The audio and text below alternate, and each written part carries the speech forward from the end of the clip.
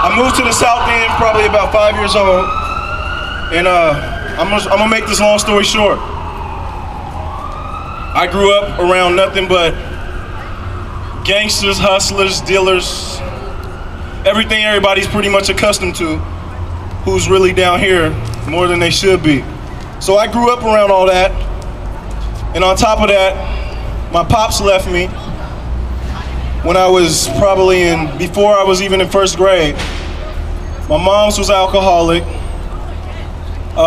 She would be beat. I would be beat with her. Before my pops even left, I have memories of me getting swatted myself for trying to protect moms. And so that really, it threw more gasoline on my fire. And I grew up in a gang activity neighborhood, just typical urban community. So I seen nothing good, to say the least. I seen everything a child shouldn't have seen, and I seen things to this day that I still suffer from, long story short.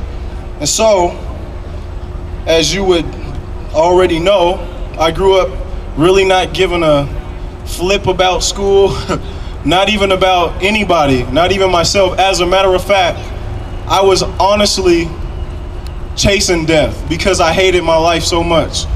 And this is real talk. Like, I don't want anybody to just hear this just because I got a stage.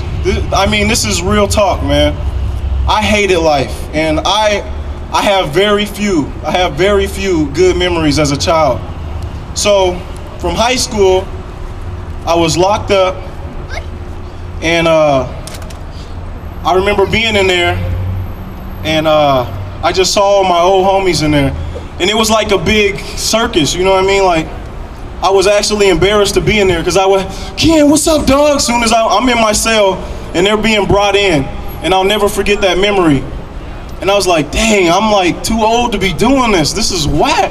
And especially in King County, you can't go outside. You don't got no weights. You don't even get to, I mean, it's whack. It's not like them prisons you see on TV where they're outside in the weight room, you know what I mean, and doing a little basketball thing. You were in the cell and with a whole bunch of smelly dudes. It was whack.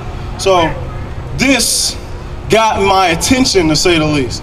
So then a random dude, I'll keep him anonymous, he gave me the gospel. And basically what he said is that he's talked about this man named Jesus that I had never heard of in my life. I was in my 20s, or probably a little before 20 years old. And I'll never forget what he said.